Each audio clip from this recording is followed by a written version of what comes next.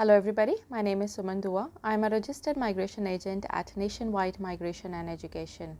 So in this video today, I want to give you some updates regarding the skilled migration, which is subclass 189, 190 and 491 visas. In October last year, Department of Home Affairs announced that they will be running quarterly invitation rounds. So we had a quarterly invitation round in January, then again in April. We do not have the official results for April, but we do have the official results for January. So looks like the next invitation round will be in July. So April was the last invitation round in this financial year. So now on my screen you can look at how many invites were sent out for the 189 and 491 family sponsored visas. So for this financial year, for 189 subclass, there were 500 invites in July, 110 August, 350 in September, 30 in October, and then that was the last invite that was being sent monthly. And then after that, invite was sent in January, which were 200 invitations.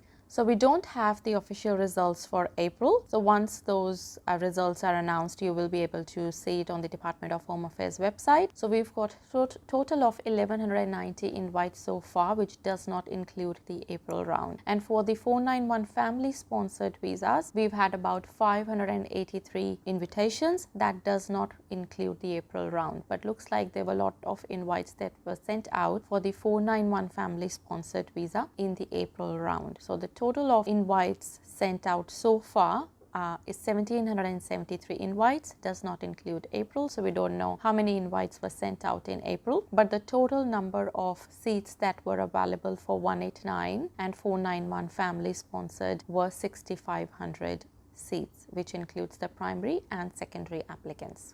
Unfortunately, department has not been sending any invites for offshore applicants. Most of these invites have been sent out for onshore applicants only. Now let's look at the state updates. Let's start with Queensland. So for Queensland, they recently opened for the 491 visa only, and in the past, in February, they opened for both 190 and 491. They are still processing applications for 190 visa subclass nominations from the February round when they opened. This time when they opened in April, which was from the 19th of April to 25th of April, they only accepted nomination applications and the EOIs for the 491 visa only. So they are still focusing on the critical sectors. However, they have updated that they will be looking at some hospitality occupations as well, as long as they have got 3 years of work experience. They are still open for the 491 small business owner stream, and they have been accepting applications for this stream almost all year. BSMQ has also updated on their website that they will not be inviting Section 48 barred applicants this financial year. However, they may look at them in the next financial year.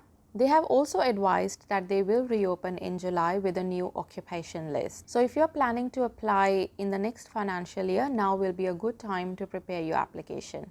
In the past, we have made various videos regarding Queensland state nomination requirements for the 190 and 491 small business owner stream. We will put the link in the description. Now let's look at New South Wales. So New South Wales is still accepting applications for the 190 and 491 visa. Now with the 190, they have a specific occupation list, and for the 491, the regions have recently updated their occupation list in April, and they have added a lot more occupations than they had before. For the 491 subclass, they are only accepting applications under Stream 1 and Stream 2, which is for applicants who are living and working in regional New South Wales or who have studied for a minimum of 2 years in regional New South Wales. So we have made videos regarding the New South Wales 491 visa requirements. We will put the link in the description. Now let's look at Victoria. So with Victoria, they have been allocated 2,500 places for their 190 visa subclass and 1,043 places for the 491 visa subclass. So they have published data on their website regarding how many ROIs they have received and how many have been selected. So looks like so far they have received about 5,817 ROIs as at 31st of March 2021, and out of those 1,182 applications have been submitted for nomination. So they have also published how many ROIs they have received for the 491 visa. So for the 491 visa, they have received 872 ROIs, and out of that 262 applications have been made for Victoria's nomination.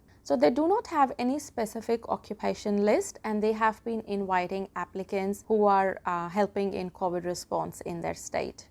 Seems like the next submission window, which is between the 4th of May and the 10th of May, will be the last submission window for them for this financial year. So if you are interested to apply for the registration of interest, now will be a good time to prepare your application. Now let's look at the next state, which is South Australia. So South Australia is also accepting applications for 190 and 491 visa. They have got a very vast list of occupations which is available, and they have got 3 priority streams. So they are inviting applicants under the Talent and Innovators program, the applicants who are living and working in South Australia, and the international graduates of South Australia. So in the past, we have made a detailed video regarding each of their priority streams. We will put the link in the description. They have also mentioned the processing time on their website. So if you are somebody who is working in the critical sector, then the processing time is 2 to 6 weeks, and for other applications they are taking 8 to 10 weeks at the moment.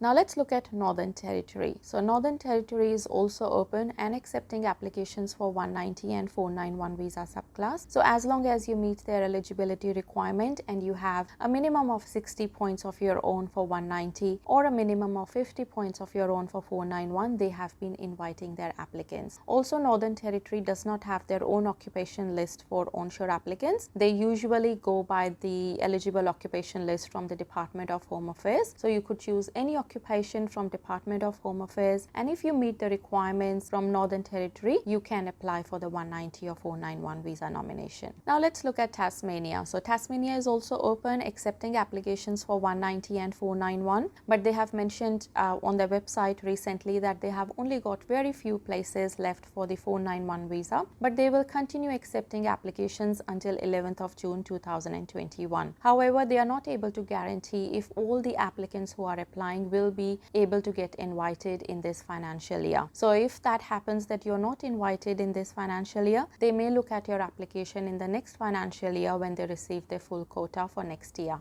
So Tasmania received 1400 places for the 491 visa and 1000 places for the 190 visa. They have also advised that almost 75% of the places for the 491 visa have already been allocated.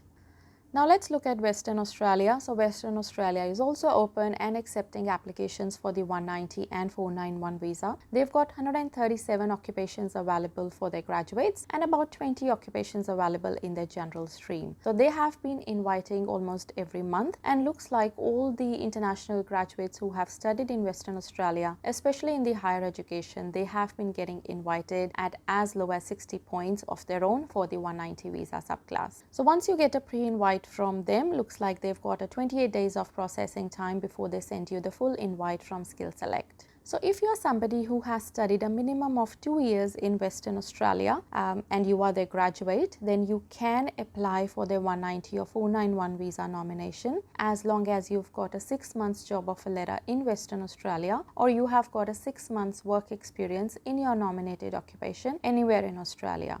So it is possible for you to apply for Western Australia's nomination even though you're not living in Western Australia, as long as you have graduated from Western Australia.